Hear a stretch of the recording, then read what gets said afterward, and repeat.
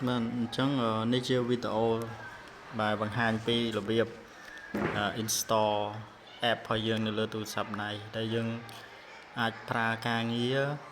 សម្រាប់បញ្ចូលបន្ទុកដែលវា link ទៅនឹង website របស់យើង link ទៅនឹងប្រព័ន្ធ vSchool របស់យើងអញ្ចឹងដំបូងយើងចុចលើ file ដែលខ្ញុំតម្លាក់ទៅហ្នឹងទៅ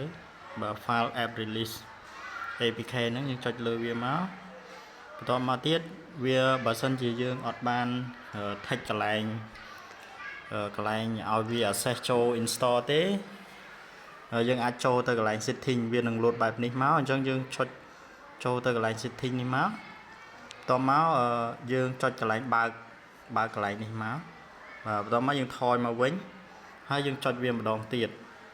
អញ្ចឹងពេលដែលចុចវាម្ដងទៀតវានឹងឲ្យយើង install ហើយអញ្ចឹងយើងចុច install មកយើងរងចាំវាបន្តិចទៅដូចយើង install app នៅលើទូរស័ព្ទដែរតាមរយៈ Play Store ដែរដូចគ្នា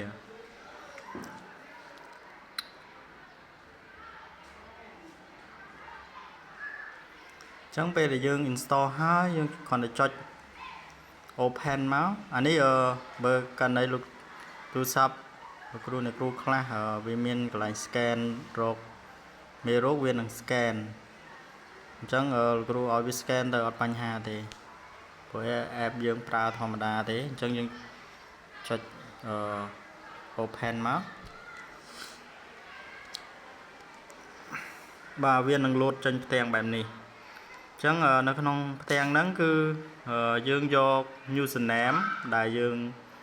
log in តាមរយៈ website តាមរយៈ vSchool ហ្នឹងគឺយើងយកមកប្រើវាអញ្ចឹងយើងដាក់ username របស់យើងដែលយើងមានហើយ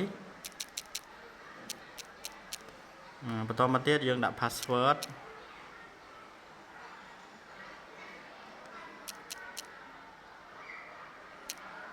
ឧទាហរណ៍ហើយយើង log in ចូលទៅ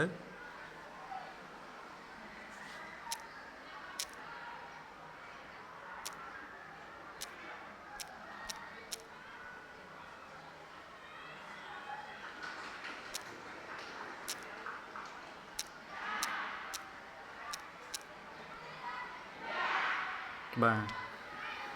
អញ្ចឹងពេលដែលយើងដាក់ចូលត្រូវវាចេញបែបនេះ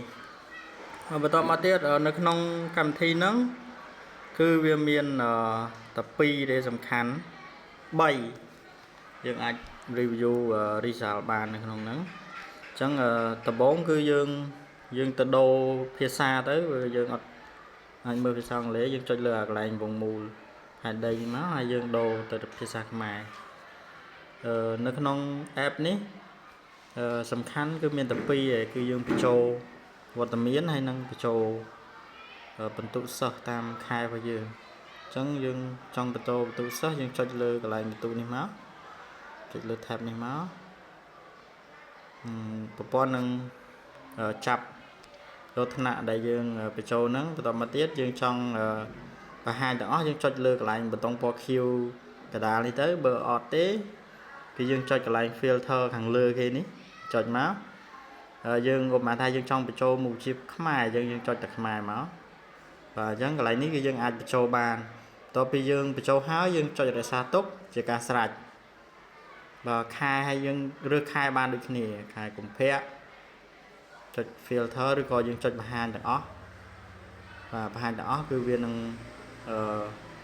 ចូលមុខវិជ្ជាទាំងអស់នៅក្នុងថ្នាក់របស់យើងហើយនេះមុខវិជ្ជាចុងក្រោយ HE នេះគឺមុខវិជ្ជាសុខភាពដោយសារតែយើងអត់បាន translate ក្នុង app អញ្ចឹងយើងចាំទៅថា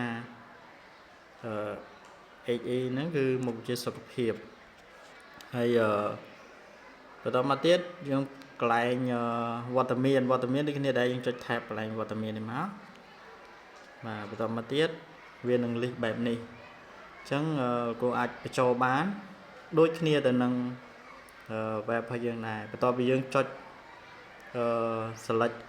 វត្តមានសិស្សហើយយើងចុចរក្សាទុកផង ចឹង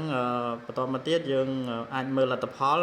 យើងមើលនៅលើផ្ទាំងគ្រប់គ្រងនេះកន្លែងលទ្ធផលសរុបនេះយើងចុចលើនឹងមកចឹងវានឹងបង្ហាញលទ្ធផលថ្នាក់របស់យើងតាមខែដូចគ្នានេះចឹងយើងអាចមើលលទ្ធផលបានថាសិស្សណាបានលេខ1លេខ2និទេសអីចឹងបានដូចគ្នាខែវិច្ឆិកាធ្នូខែវិច្ឆិកាចឹងយើងអាចមើលបានដូចគ្នាចឹងនៅក្នុង app ហ្នឹងគឺមានតែប៉ុណ្្នឹងទេគូអាចមើលលទ្ធផលហើយបញ្ចូលបន្ទុកវត្តមានបានដែលយើងមិនបាច់ចាំចូលទៅកាន់ link ដូចកាលលើកមុនទេអញ្ចឹងពេលដែលយើងបញ្ចូលនៅក្នុង app នេះហើយយើងរក្សាទុកហើយបន្ទុកទាំងអស់វត្តមានទាំងអស់នឹង load ទៅលើ link របស់យើង website vSchool របស់យើងដូចគ្នាហើយបើយើងអត់ចង់បញ្ចូលតាម app ទេយើងបញ្ចូលតាម link web ក៏បានដែរបានដូចគ្នាណាពីរហ្នឹងគឺវា link ចូលគ្នាទេ